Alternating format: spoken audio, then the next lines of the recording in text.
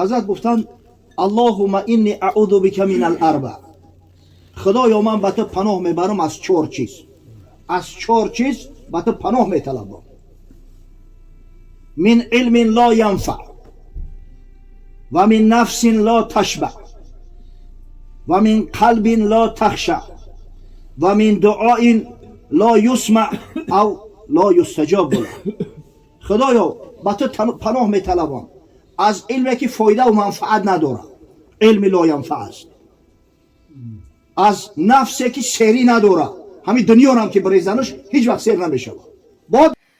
سلام علیکم برادرها برای آدمایی که بغماشو در میکنن، پا ریماتیزم شدگیان، به حد یاردم خوب میکنه، برای خورد کلانان یاردم خوب میکنه. مزی سیاه دونه همچنین کولکوین هستای، منتالین گیلش هستای، کپسولش هم هستای. اصلا برای آدمای کلانسان به حد یاردم خوب میکنه برادرها. برای پدر و مادر اگر زکاس کنی باشه تو دیکشن روان میکنه.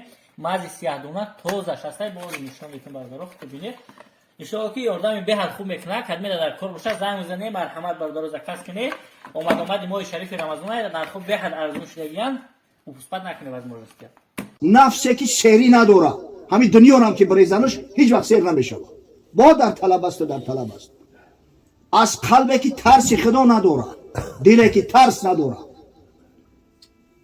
و از دعایی که شنیده نمیشود، یعنی پذیرفته نمیشود در پیش پروردگاری بزن. الله اکبر. ببینید چی یک دعای مکمل و مجلل و زیبا برای امتها حضرت صلی الله علیه و سلم تعلیم داده است. اگر به شرطی که ما و شما را همین دعاها را کنیم، حقیقتا به خدا پناه طلب کنیم، از همین چیزا دوری گزینیم، ان شاء الله خداوند بزرگ خیر دنیا و آخرت نصیب مون میگردونه. اول حضرت از علم لا ینفع به خدا پناه طلب کرده است. ولی بعضا همین سخنو زیاد میشن، علم افضل است یا مثلا دین، علم افضل است یا عبادت. عجیب یک سوالایی داریم. در صورتی که ما همین وقت علم میگن، علم همو با طریق عام میگیرن. علم لا ینفع، علم منفعتناک نه، همین عام میگیرن. و بعضیا دانسته و ندانسته متاسفانه در آسیاب جاهلا آب ریخته و بعد علم از همه افضل است، علم از همه بالا است. نعوذ بالله. علم خوب است، علم مقبول است که منفعت داره. منفعت نداشته باشد در سر دیوت میزنیش. چی در کاره او طریق علم؟ سبحان الله. پس از خدای تعالی همیشه طلب علم منفعتناک نه. حضرت میگفت رب زدنی علما، خدایا علم زیاد کن، و اعوذ بک من علم لا ینفع، و به تو پناه طلب میکنم از علمی که منفعت نداره. حتی هم علم منفعتناک هم از برای خدا از دین بهتر شده میتونه، از عبادت بهتر شده میتونه. یک شخص علم نماز داره، علم روزه را داره، اما نماز نمیخونه و روزه نمیگیره، آیا گفته میشه که همین آدم از آدم نمازخوان و روزگیر افضل‌تره، بهتره؟ هرگز گفته نمیشه. زیرا علم حتی اگر هم علم منفعتناک هم باشد، یک وسیله هست برای رسیدن به همون حقیقت حال. انسان برای زندگی احتیاج به طعام داره. اگر طعام نخوره شاید که هلاک شود. آیا گفته میشه که همین طعام از انسان در اولاتر و بالاتره؟ برای رسیدن به یک مکان احتیاج به ترانسپورت داره. گفته میشه که همون ترانسپورت از انسان بهتر است. قبل از او که آدم گپ زنه باید کمک اندیشه کنه. خاصتا که علم وقت عام میگیری، علم لا ینفع هم در او میداره. خدا پناه بده از علم لا ینفع. علم لا ینفع دو قسم شود. علم به منفعته که اصلا هیچ فایده نداره، انسان از خدا دور میکنه، انسان از حقیقت واقعی دور میکنه.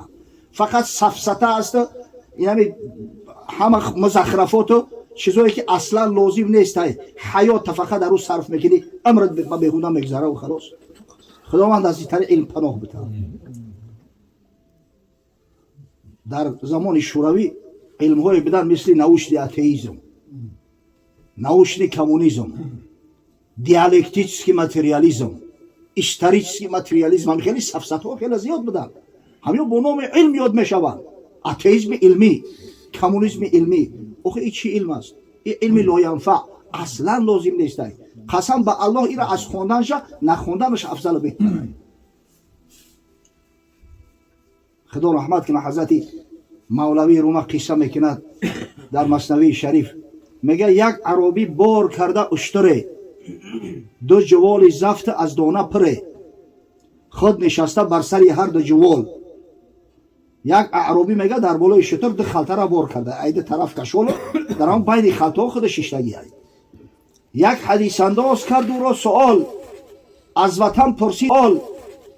وطن پرسید و آوردش بگفت، و اندران پرسیش بس درها بسفت. یک آدم همونجا در قدی را ایستادگی وقتی عربی را دید، بعد سوالش کرد برادر کجا میرای؟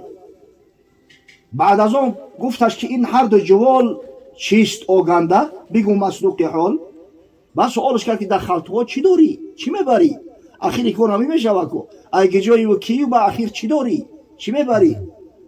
گفت اندر یک جوالم گندم است، در دیگر ریگه نه کوتی مردم است. گفت در یک خلطه گندم دارم و در یکش قم پر کردگیم، در بالای قم رفته است، بیابان هم از ریگزور ای. گفت تو چون بار کردی آن ریمال؟ های خون آباد. گفت چطور تغمیتی؟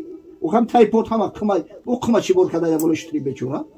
گفت تا تنها نماند آن جوال.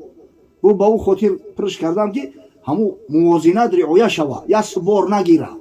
اگر همی گندم در یک خلطه هم تا کشولش میکردم شتر زور می اومد. انا برای همو ترازو توغری شیدن موازینت یک خلطه دیگه قم پر کردم با وزن همو کشولش کردگیم. گفت نیم گندم آن تنگ رو در دیگر ریز، از پی فرهنگ رو تو سبو گرده جوال هم شتر. یک خونت پری گندم. گفت اوخی دو خلطه داشته بیمار داری، هم خلطه گندم من نمیشه در این خلطه خولی بریز، ایدو طرف کشولش که موازینت هم میشوه، اوخی باری شتر هم یک برابر کمتر میشوه، تو سبو گرده جوال هم شتر. گفت شاباش ای حکیم فضل حر، این چنین عقل زکاوت که تو راست، تو وزیری یا شهی برگوی راست. یک آفرین بخدا عقلی من نگریفته ایگه پوره. سبحان الله، با این عقل این زکاوتت راست شب گو، تو پوچوی وزیری تو کی؟ گفت این هر دنیم از آمه ام، بینگره در حال اندر جامعه ام. گفت نه وزیر من نه پوچو، رنگ بینه حال پرس، همی پرگیوی لباس من نمی بینه که پوچو وزیرم پرسیدستی. گفت اشتر چند داری؟ چند گو؟ ای نباشه. گفت انشالله تو مال داری. چند شتر چند گو داری؟ گفت نه این و نه آن ما رو مکو، خاک ندارم. گفت بسیار کوکو نکن. گفت پس از نقد پرسم، نقد چند؟ چون تی تنها رو مشهوری پند.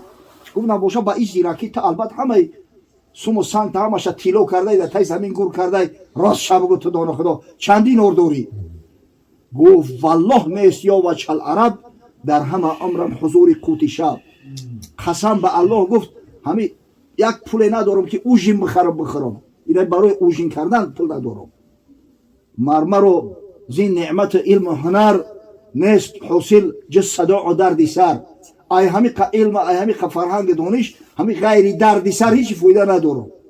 ای همی که علم ای همی که فرهنگ دانش، همی غیری دردی سر هیچ فایده ندارم.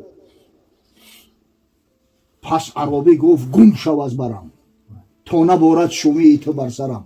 تز گفت عربت هم کش دفع کتای پیش چشمم. دور دار این حکمت شومت زمن، گفتی تو شوم است بر اهل زمان. دفشه گفت ای حکمت هم بیزارم، ای عقل فراست هم بیزارم. یک جوالم گندم و نیم زیرک، به بود زین حیله های مردره. ای سرد مونا انده اینمی در یک خلطم گندم میگیرم، در یک دیگهش قمپر میکنم، نه که به هر حال دارم آخی گندم دارم قدیم. حال ما حالی ترا خیلی بهتره. احمقی هم بس مبارک احمقی است.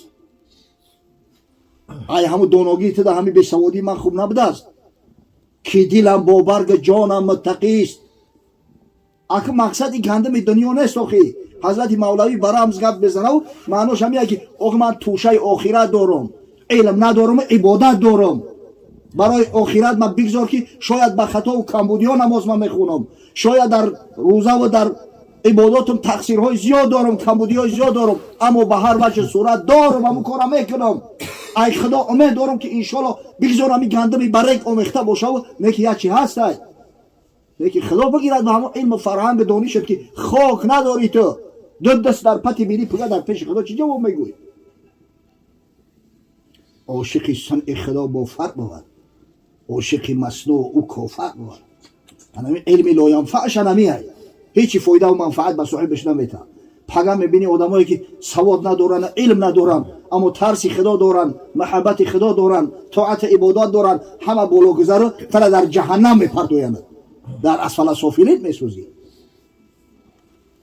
قسمت دوم علم لاینفع، علمی که منفعت داره، علم اما متاسفانه صاحب همین علم با علم عمل نمیکنه. با علم که عمل نکردی او دردی سرت میشه، هیچی فایده نمیرسونه.